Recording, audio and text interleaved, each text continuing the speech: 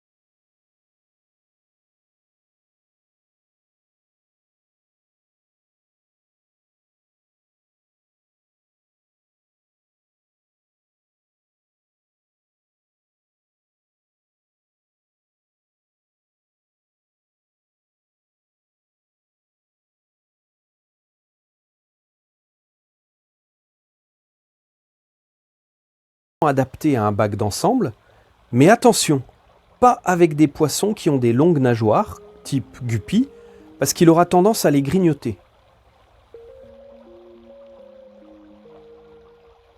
Les mâles ont des couleurs plus vives que les femelles. La technique du grillage pour empêcher que les adultes ne mangent les œufs est valable pour la plupart des espèces ovipares que je vous ai présentées, y compris celle-ci. Je vais finir la présentation de cette famille avec deux espèces de cyprinidés assez proches, le barbu rosé et le barbu d'Odessa. Le barbu rosé est plus grand que les espèces que je vous ai montrées précédemment. Il ne faudra pas hésiter à ajouter des éléments végétaux à leur alimentation. Chez le barbu d'Odessa, les mâles ont une bande rouge latérale plus marquée et les femelles ont un ventre plus arrondi. Avec la technique que je vous ai montrée, l'élevage de ces espèces est très facile. En été, il est possible d'élever ces poissons dans des bassins d'extérieur. Ils supportent sans difficulté des baisses de température de l'ordre de 10 degrés. L'espèce suivante que je vous recommande fait partie de la même famille que celle du combattant, que je vous ai déjà montré dans d'autres vidéos. Voici le Colisa. Si vous souhaitez le reproduire, il faudra mettre dans votre aquarium des plantes flottantes avec une surface calme sans aération. La température peut être légèrement plus élevée, de l'ordre de 26-28 degrés, avec une eau neutre ou légèrement acide, pH 6,5 à 7. Comme le combattant, le mâle construira un nid de bulles à la surface pour accueillir les œufs. Plus grand et plus coloré que les femelles, voici deux mâles, un rouge et un bleu. Dans cette famille, les poissons sont munis d'un organe qu'on appelle le labyrinthe qui leur permet de respirer de l'air en surface. Dans la nature, cela leur permet de vivre dans les eaux boueuses avec peu d'oxygène.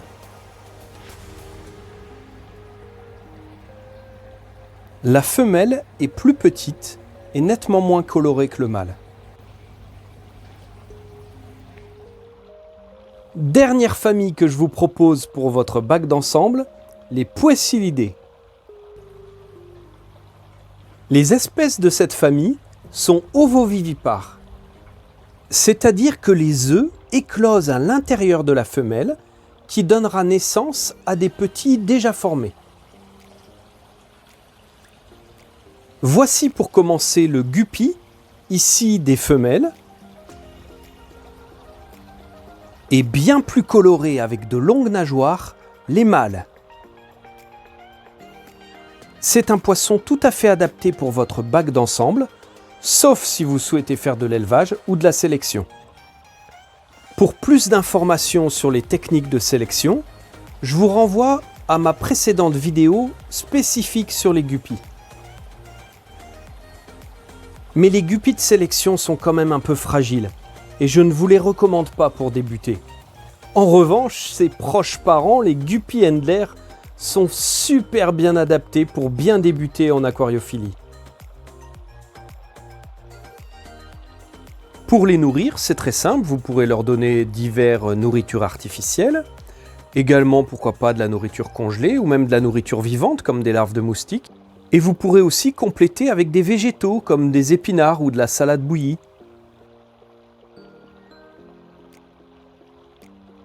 Les mâles sont beaucoup plus colorés que les femelles. Ils possèdent une nageoire anale en forme de tube, qu'on appelle le gonopode, qui leur permet de féconder les femelles. Comme pour le guppy commun, il existe de nombreuses sélections. Ici, un guppy handler tiger, ou parfois appelé cobra. Ces petits poissons colorés et très vifs seront parfaits pour votre bac d'ensemble. Selon le volume de votre bac, vous pourrez ajouter un couple de laveurs, comme par exemple des ancistrus. Vous pourrez également ajouter des escargots d'entretien, comme ce mélanoïde, ou encore des planorbes. Une autre espèce d'ovovivipare que vous pourriez choisir pour débuter, le platy. Il en existe de très nombreuses variantes de couleurs et de formes. Les femelles peuvent mesurer jusqu'à 6 cm et les mâles sont plus petits, 3-4 cm, avec eux aussi un gonopode. Ils seront parfaitement adaptés à votre bac d'ensemble et vous pourrez les nourrir comme les autres poissons avec de la nourriture artificielle et puis de temps en temps un peu de nourriture vivante, larves de moustiques ou artémia. Comme pour les autres ovovivipares, il faut avoir beaucoup plus de femelles que de mâles, de l'ordre de 3 femelles pour un mâle, pour éviter que les mâles n'épuisent les femelles. Ce qui est super avec cette famille de poissons, c'est que très vite vous verrez des alevins qui se cachent dans les plantes flottantes. Par contre, du coup, attention, comme pour les guppies, il faudra avoir un bac suffisamment volumineux, ou voire même d'autres aquariums, pour pouvoir accueillir les bébés poissons qui vont arriver. Les autres espèces de poecilidés que je vais vous montrer maintenant sont un peu plus grandes, et donc il faudra un aquarium un peu plus spacieux pour pouvoir les accueillir. Avec toujours un chauffage, un filtre et des plantes. Proche parent du platy, voici le xypho ou porte-épée. Les poissons de cette famille sont majoritairement originaires d'Amérique centrale. Là encore, le mâle possède un gonopode et la partie inférieure de sa nageoire caudale est allongée d'une longue épée.